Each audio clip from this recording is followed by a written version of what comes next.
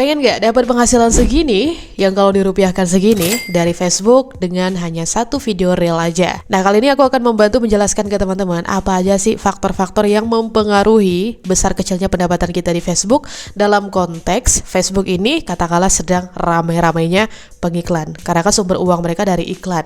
Nah, ketika iklan itu ramai di Facebook ya, apa kira-kira yang membuat postingan-postingan kita, konten-konten kita sebagai content creator-nya bisa ramai yang nonton, terus bisa banyak pula mendapatkan penghasilan. Hal-hal yang akan aku jelaskan kali ini itu adalah hal-hal yang resmi dikatakan oleh Facebook ya. Jadi aku nggak akan mengada-ngada dan tanpa berlama-lama langsung aja yuk kita lihat sendiri di dashboard profesional karena penjelasannya udah tertera secara mutlak di sana. Oke, buat teman-teman yang udah lolos monetisasi konten, silakan masuk ke dashboard profesionalnya, terus pilih monetisasi konten, kemudian pilih yang potensi pendapatan Anda. Nah, nanti kita akan disuguhkan dengan tampilan halaman seperti ini, guys, ya. Yang di sini tertulis jelas, ya, hal yang mempengaruhi potensi pendapatan Anda. Oke, terus di bawahnya terbagi menjadi 4 poin. Yang pertama itu adalah interaksi pemirsa, yang kedua adalah keaslian konten, yang ketiga adalah kepercayaan, dan yang keempat adalah jangkauan global. Oke, nah sekarang kita lihat nih satu persatu ya. Yang dimaksud dengan keempat poin ini tuh apa aja, guys? Yang pertama adalah interaksi pemirsa. Oke, kalau selama ini teman-teman selalu disuruh interaksi kan sama para suhu-suhu yang ada di FB sana tanpa mereka menjelaskan interaksi yang dimaksud itu interaksi yang kemana. Nah, di sini Facebook sudah menjelaskan bahwa interaksi yang dimaksud itu adalah interaksi yang seberapa aktif pemirsa Anda dengan konten Anda melalui tindakan termasuk tanggapan, komentar, bagikan, dan klik pada postingan Anda. Nggak dikatakan di sini terhadap postingan orang lain, ya, terhadap postingan kreator lain nggak ada, guys, ya. Tapi ini fokusnya ke postingan Anda, postingan kita sendiri, maksudnya seperti itu. Jadi kalau teman-teman ingin meningkatkan potensi pendapatannya atau penghasilannya, ya, melalui fitur monet konten ini, maka berinteraksi itu adalah berinteraksi dengan postingan kita sendiri. Yang kalau ada orang komen, kita bales. Bukannya kita malah pergi ke postingan orang lain, ngomenin postingannya dia. Nah, itu tuh akan menguntungkan postingannya dia, bukan postingan kita gitu. Dan penghasilan yang tinggi adalah penghasilan si dia, bukan si kita. Oke lah, teman-teman mungkin akan berpikir bahwa, tapi Kak, kalau misalnya kita nggak komen di postingan orang, ntar nggak ada yang mau komen di postingan kita. Nggak gitu konsepnya, Maimunah. Nggak gitu. Konsepnya itu adalah kita harus bikin konten yang semenarik mungkin supaya orang itu mau komen dengan sendirinya tanpa kita harus minta dia berkomentar atau tanpa kita harus mengharapkan balas budinya. Paham? Paham ya? Jadi PR-nya teman-teman itu adalah ya bikin konten yang menarik bagi audiens, bagi netizen. Seperti itu ya. Ini udah selalu aku bahas di video-video sebelumnya yang berhubungan dengan masalah interaksi ini ya, guys ya. Nah, kemudian di sini ada nih keterangan lagi di bawah bagaimana cara meningkatkan interaksi pemirsa saya ya. Ini seolah-olah kita yang bertanya gitu kan.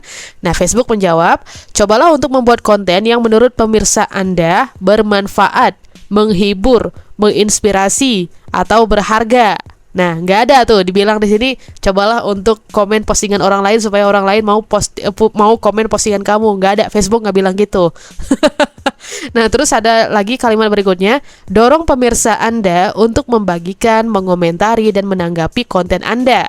Ya, ini tentunya bisa kita lakukan selain karena konten kita menarik, juga dapat didukung dengan CTA atau call to action yang tepat sasaran gitu, guys ya. Kemudian di sini ada juga lagi kalimat berikutnya, Anda juga bisa menanggapi komentar pada postingan Anda untuk mendorong interaksi yang autentik. Nah, ini yang dimaksud kalau ada orang yang ngomen, kita bales. Jangan dicuekin ya, jangan so iye gitu. Maksudnya kayak misalnya nih kalau teman-teman dapat banyak komentar dan sebagainya, selagi teman-teman bisa bales gitu ya, tanpa alasan apapun bales, guys ya. Nggak ngebalas itu kalau benar-benar kayak udah tumpah-tumpah banget tuh komentar gitu kan, udah nggak ketolong lagi buat dibalas gitu ya. Maksudnya kayak ya teman-teman udah nggak kuat gitu ya, udah baru berhenti. Tapi selagi teman-teman bisa balas gitu, jangan sombong ya. Oke, nah ini masalah yang pertama yaitu interaksi, dan bagian ini ditaruh Facebook ke poin yang pertama gitu ya. Jadi interaksi di postingan kita sendiri itu lebih penting dari yang lain, maksudnya seperti itu, guys. Kemudian poin yang kedua itu adalah keaslian konten ya. Di sini kita klik. Nah, yang dimaksud dengan keaslian konten ini adalah Seberapa unik konten Anda dan apakah konten tersebut diproduksi oleh orang atau perusahaan produksi yang sama dengan yang mengunggahnya, maksudnya original gitu ya. Dia bukan gitu, maksudnya kayak kalau aku konten nih, nah konten yang aku post itu aku yang produksi bukan gitu. Kalau bukan ya nanti mungkin Facebook akan mempertimbangkan untuk memberikan pelanggaran dan sebagainya gitu ya.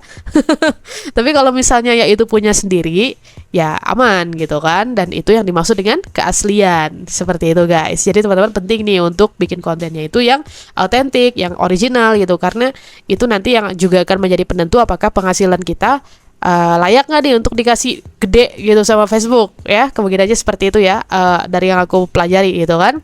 Karena poin ini masuk gitu ke bagian ke hal-hal apa saja yang harus kita lakukan supaya bisa mendapatkan penghasilan yang tinggi dari Facebook kita gitu, baik itu FB Pro maupun fans page.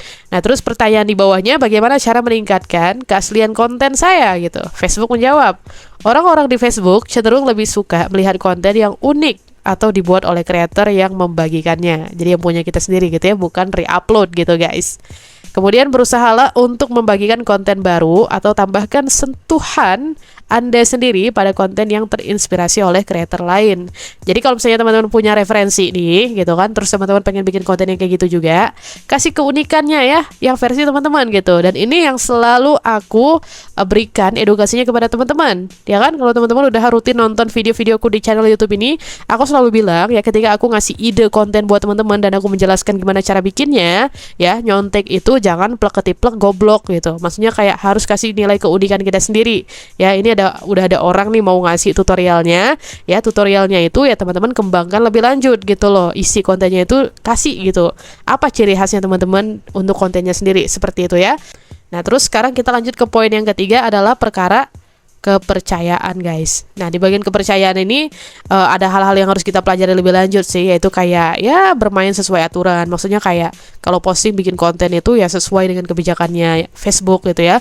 Kemudian yang kedua, buat lebih banyak konten asli berkualitas tinggi. Nah ini bicara soal teknis ya guys ya, dimana videonya nggak boleh buram gitu, atau suaranya itu jangan sampai nggak jelas dan sebagainya gitu kan. Karena kesian ntar netizen atau audiens kita menyimaknya itu mereka kepayahan, yang kemungkinan kalau mereka merasa kayak nggak bisa menyimak dengan baik dan dengan nyaman gitu, mereka skip tuh kontennya teman-teman, seperti itu. Oke. Terus yang ketiga adalah pikirkan tentang pemirsa Anda ya, jaga konten tetap sesuai untuk semua orang. Sesuai untuk semua orang itu maksudnya kayak relate ya guys ya, relate itu maksudnya relevan gitu. Jadi kita kalau bikin konten jangan egois ya, jangan kalau misalnya teman-teman berharapnya itu bisa mendapatkan banyak views dan juga banyak penghasilan, maka buatlah, posisikan teman-teman itu sebagai content creator yang membuat konten untuk audiens, bukan membuat konten untuk hanya semata kepuasan sendiri ya, yang dalam tanda kutip egois gitu kan.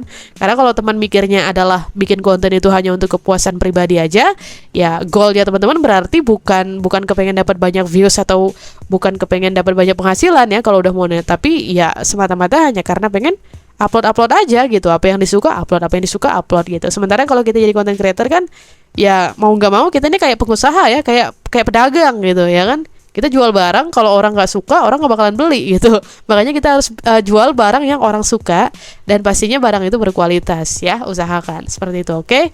Nah jadi tingkatkanlah di sini ya kepercayaan audiens terhadap kita ya guys ya, melalui konten yang baik itu tadi. Nah terus yang poin nomor 4 adalah jangkauan global. Nah ini berkaitan dengan kalau misalnya kita mendapat mayoritas penonton itu dari negara kita sendiri yaitu Indonesia, maka potensi penghasilannya mungkin nggak akan segede kalau kita mendapatkan penonton dari Amerika misalnya. Kenapa? Karena ya ini juga udah pernah aku bahas ya, daya beli orang Indonesia itu lebih rendah gitu kan daripada Amerika kalau kita mau bandingin. Sehingga ya kalau misalnya iklan tayang dan penontonnya orang Amerika gitu kan, iklan tuh tayang di konten kita maksudnya, nah orang Amerika itu besar kemungkinan akan beli produk yang iklannya tayang di konten kita gitu guys, karena mereka punya duitnya gitu kan. Sementara orang Indonesia itu kebalikannya, karena orang Indonesia itu kaum mendang-mending guys. Kalau ada yang murah kenapa harus beli yang mahal gitu kan. Sementara kalau orang Amerika ya mereka mau mahal mau murah biasanya ya itu ya nggak ada masalah gitu, yang penting barangnya bagus gitu kan. Nah bayangin kalau ada iklan yang tayang di konten kita masing-masing, terus yang nonton itu orang Amerika, mereka klik iklannya, mereka beli produknya, cuan deh tuh pengiklan, dan Facebook juga sama. Terus ya bagi hasil antara Facebook dan kita dari iklan itu besar gitu ya. Sementara kalau orang Indonesia nih yang disuguhkan iklan yang sama misalnya, terus ternyata tuh orang Indonesia nggak punya duit buat beli gitu kan, ya udah dia skip gitu, maksudnya kayak iklannya dilihat doang gitu, nggak diklik, nggak dibeli produknya dan sebagainya. Maka potensi penghasilan kita juga kecil kemungkinan. Nah tapi nggak sesederhana itu juga, karena faktor jangkauan global ini juga meliputi apakah iklan yang ditayangkan itu mahal atau enggak gitu, karena iklan itu ada yang mahal ada yang murah guys. Nah so dapat dipahami ya sama teman-teman semuanya. Jadi inilah 4 poin yang menentukan ya, atau yang mempengaruhi potensi pendapatan kita di Facebook dari fitur monetisasi konten. Jadi kalau mau mendapatkan hasil yang maksimal, ya upayakan juga nih 4 poin ini harus maksimal juga gitu kinerjanya. Oke? Tapi kalau misalnya masih ada yang bermasalah Kak, udah memenuhi kriteria 4 poin ini Kak, tapi masih aja penghasilannya rendah gitu. Ya balik lagi tadi guys, barangkali iklan yang tayang di konten kamu itu iklan yang murah gitu, paham nggak?